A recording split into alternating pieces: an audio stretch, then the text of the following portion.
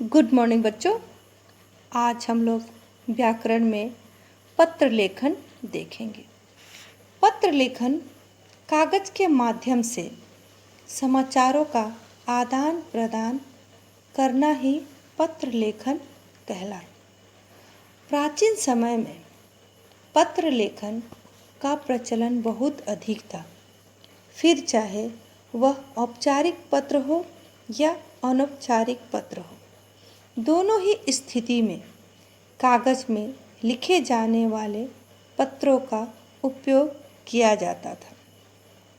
परंतु आज समय की आधुनिकता के साथ साथ सभी चीज़ों का आधुनिकीकरण हो गया है।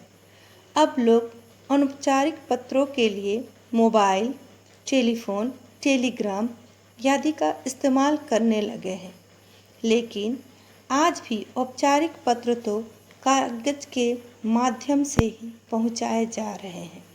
इसलिए आइए आज हम लोग देखते हैं पत्र लिखने का तरीका। पत्र दो प्रकार के लिखे जाते हैं, औपचारिक पत्र और अनौपचारिक पत्र। पत्र लिखने में सबसे पहले हम लोग जहाँ पत्र लिखते हैं उस पे ध्यान दिया जाता है। जो पत्र दो प्रकार के होते हैं, पहला औपचारिक पत्र और दूसरा अनौपचारिक पत्र। अब हम लोग देखेंगे औपचारिक पत्र किसे लिखे जाते हैं। औपचारिक पत्र उन लोगों को लिखे जाते हैं जिनसे लिखने वाले का कोई व्यक्तिगत या पारिवारिक संबंध नहीं होता है। जैसे प्रधानाचार्य को लिखे गए प्रार्थना पत्र या आवेदन पर। आप लोग जब छुट्टी लेते हैं या कोई आवश्यक काम होता है तो उसमें जो आप अपनी प्रधानाध्यापिका के पास जो पत्र लिखते हैं वो पत्र इस पत्र के अंतर्गत आता है, अर्थात औपचारिक पत्र के अंतर्गत आता है। यह आप किसी कार्यालय में, किसी ऑफिस में अधिकारी, व्यापारियों व पुस्तक विक्रेता को लिख सकते हैं। ठीक है। दूसरा है आपका अनौपचारिक पत्र। अनौपचारिक पत्र परिवार के लोगों, सगे संबंधों व मित्रों को लिखे जाते हैं। यह आप अपने माता पिता को, भाई बहन को, मित्र को ऐसे पत्र लिखे जाते हैं। अब हम लोग आगे देखेंगे कि अनौपचारिक पत्र और औपचारिक पत्र में लिखने का सही तरीका क्या होता है। औपचारिक पत्र लिखने का सही तरीका क्या होता है। बाईं ओर सबसे ऊपर जिसे प्रार्थना पत्र लिखा जाता है उसका पद तथा पता लिखा जाता है। जैसे आप अपने स्कूल में आवेदन पत्र लिखते हैं तो सबसे पहले आप जिसे पत्र लिख रहे हैं, अर्थात हमारी प्रधाना अध्यापिका, तो हम लोग लिखेंगे सेवा में और प्रधानाध्यापिका उनका नाम देंगे। तत्पश्चात संबोधन लिखा जाता है।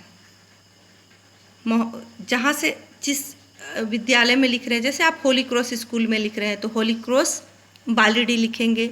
उसके बाद उसका स्थान का नाम बोकारो स्टील सिटी। उसके बाद हम लोग लिखते हैं पत्र के विषय में, मीन्स किस कारण से आप अपनी प्रधानाध्यापिका को पत्र लिख रहे हैं यह लिखेंगे।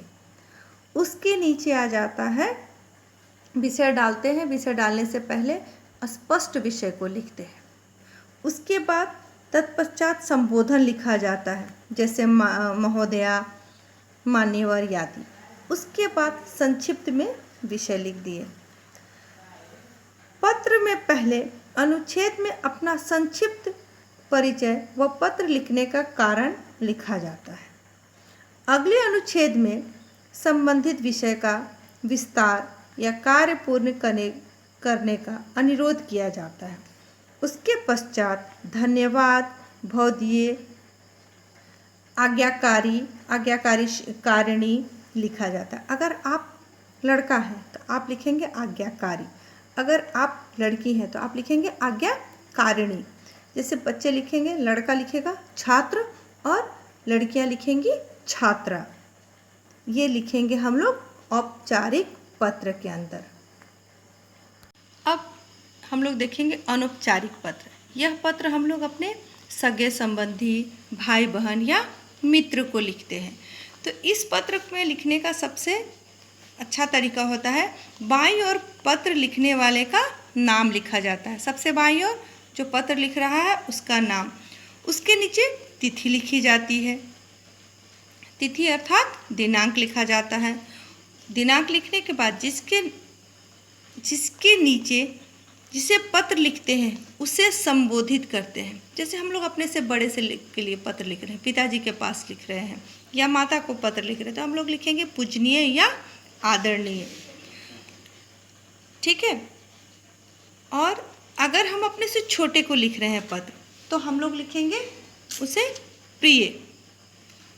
उसके बाद अगर हम लोग बड़े को लिख रहे हैं तो हम लोग लिखेंगे नमस्ते, प्रणाम, चरण स्पर्श, ऐसे लिखते हैं।